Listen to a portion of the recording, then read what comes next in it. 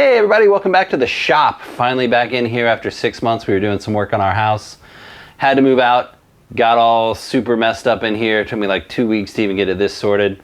Super excited to be back because I'm going to be able to bring you more product reviews, tackle tips, some awesome 3D printing stuff that we'll be doing with lure design, things like that, making our own lures. Super excited to be back in here. So what I want to show you is the storage solution I came up for the two Hobie Outbacks I own. One's mine, one's my son's. If you know anything about the Outback, they're wide, they're pretty heavy, great fishing kayaks, but can be kind of a pain in the butt to store. So what I was using before was this setup that I built, which was great. I mean, I just kind of threw it together with some 4x4s, a few 2x4s, some galvanized pipe across the center there. It was about 36 inches wide. And I wrapped that up with some PVC to make it roll. I put some wheels on the bottom so the whole thing would roll. A little janky, but again, it worked. Problem is it took up a massive amount of space in the garage. Basically half my garage was eaten up by storing these two kayaks. So I wanted to get something that I can mount them a little bit more vertically. And I looked on Amazon, I found the Rad Sportz. Being a child of the 80s, saw that Rad and the sports with the Z on the end, I just had to get it, right? So it's about 180 bucks. There's a link in the description below. It's an affiliate link. If you buy anything from Amazon, after you click on that link, we get a very tiny cut. Helps support the channel, so I appreciate it. So it showed up in a box that was a lot smaller than I was expecting, and broke it out, looked at the instructions, started to build it. So the process was fairly straightforward. They send you two 13mm wrenches, which is nice. I ended up using my driver. All the nuts and bolts are labeled very well, and the thing I like about this is they put all the nuts, bolts, and washers together that you use together, and they're all the same size. They're all 13mm. So it made it super easy while you're building. You just kind of crack open one section and all the nuts and bolts that you need are in that section. So again, it took about 30-45 minutes to build it pretty quickly. I only made a few mistakes. I was reading the directions, not paying attention to the pictures.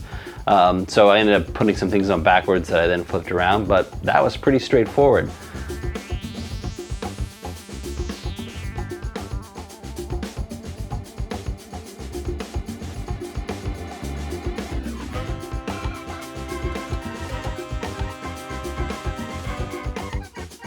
So the first issue I ran into is this tube steel where a piece goes down into it had been bent, I assume during shipping at some point.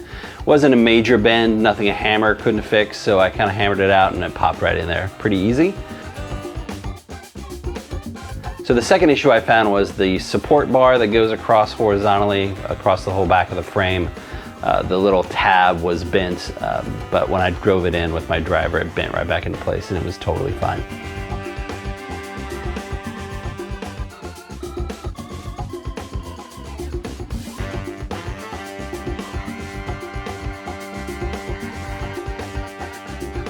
Well, I got it together, cleaned out some space in my garage, and loaded it in there, and it was remarkably light. It was pretty easy to carry, just kind of slotted it right in there. All right, so first up is my son's kayak. My thinking here is I'm going to put it on the bottom because I don't get it out as much as my own kayak. He doesn't go fishing with me as often. I usually go fishing during the week. He's at school, all that kind of good stuff. So I try to kind of lean it up against there and just push it on through, but you can see the hooks are not wide enough to get that through. So I basically had to kind of move it all the way around, get it lined up, put the front end first, and then kind of hoist the back end in. After several attempts, it went right in.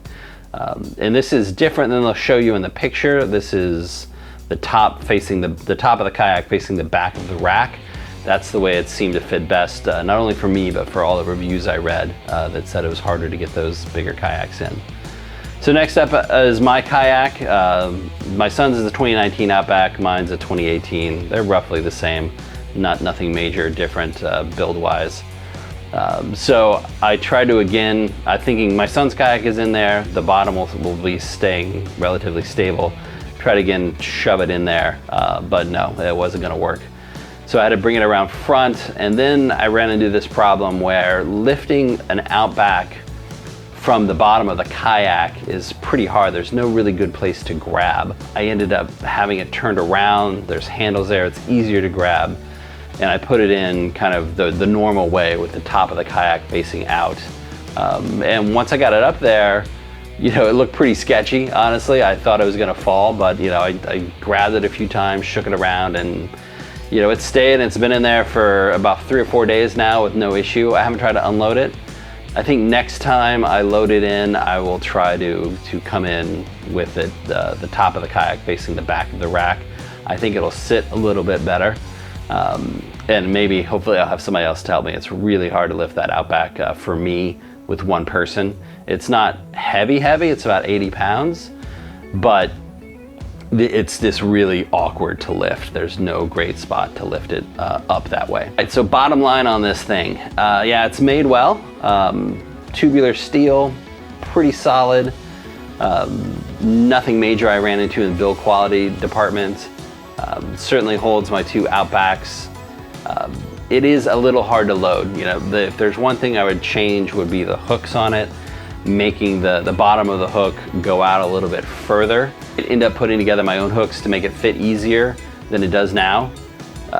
But it does work. It absolutely works for 2 Outbacks. I think if you have a paddle kayak, something like the old Tarpon 140, 120, thinner kayaks, maybe even the Outback, not Outback, the Hobie Adventure, right? A thinner, less wide kayak would be great.